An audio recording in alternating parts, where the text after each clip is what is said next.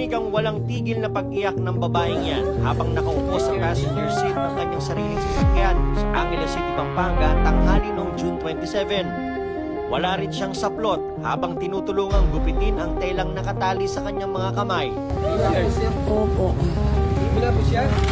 Isang nagmagandang loob din ang sinuotan siya ng t-shirt. Ang babae sa video ay ang content creator na si Beverly Navarro. Sa kanyang panayam sa Nation on the Move, ikinuwento niya ang masalimuot na dinanas niya sa isang hold-upper. Bali, papunta po kasi ako sa sasakyan ko.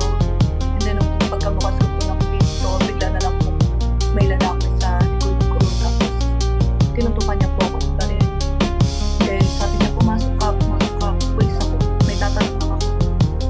Tapos, pinapasok niya po ako sa loob ng sasakyan ko, doon sa passenger seat. Pinaupo raw siya ng hold-upper na nagpakilalang pulis sa lapag ng passenger seat. Pinayuko raw siya nito saka pinaandar ang sasakyan ni Beverly. Nakita niya po yung cellphone ko. Yung patayin mo, pinatay off niya po yung cellphone ko. Tapos binusa niya na. And then, after po nun, tinatanong niya ako, may pera ka, may alam ka. Nakuha raw ng suspect ang nasa 13,000 pesos cash ni Navarro. Dinala rin daw siya nito sa isang bakanteng lote at dito inutusang maghubad. Ang mapapanood ninyo ay ang aktual na dashcam footage kung saan maririnig ang pagtatalo ng suspect at ng biktima habang nasa bakanteng lote.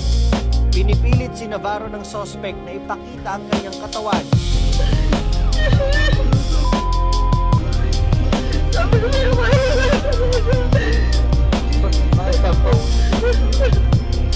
Titignan ko lang katawan mo.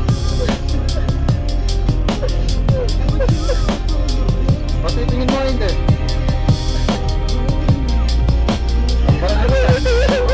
Titignan ko lang. Pagkatapos po nun, sabi niya, kailangan kong bumalik. Sabi niya, doon daw yung sasakyan niya, doon daw yung cellphone niya, may kasama daw siya. Tapos, pinaandar niya po ulit, binalik niya yung sasakyan, pabalik ulit doon sa pinagawa niya sa akin.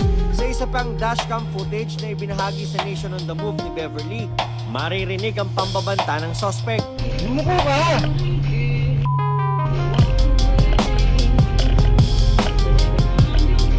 Pababalin kita pag sumigaw ka.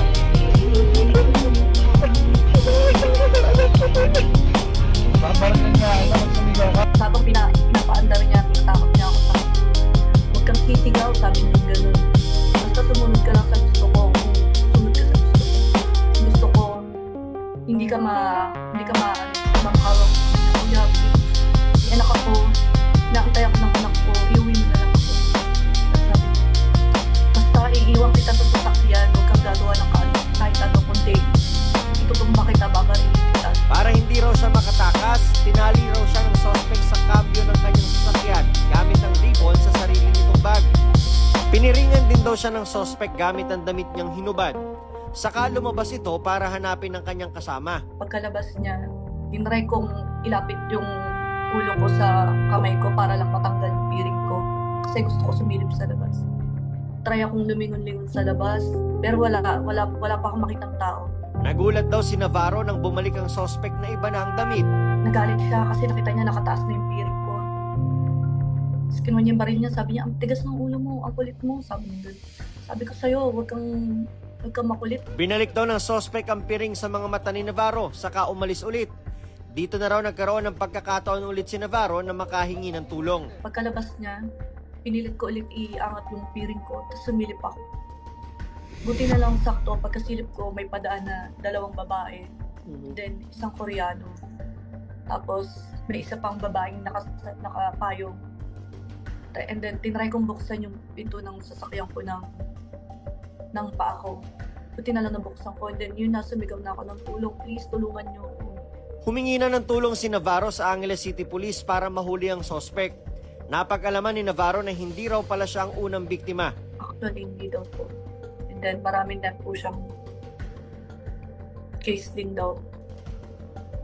Same, ma'am? Same modus, yung pasakay ng sasakyan, ganun daw ang ginagawa.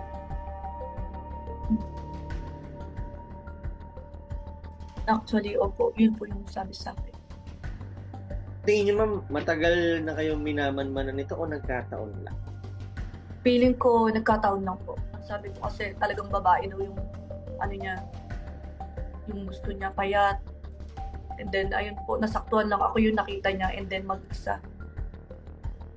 Yun din po yung ano niya daw, mag-isa, pinupunteriya niya sa babae.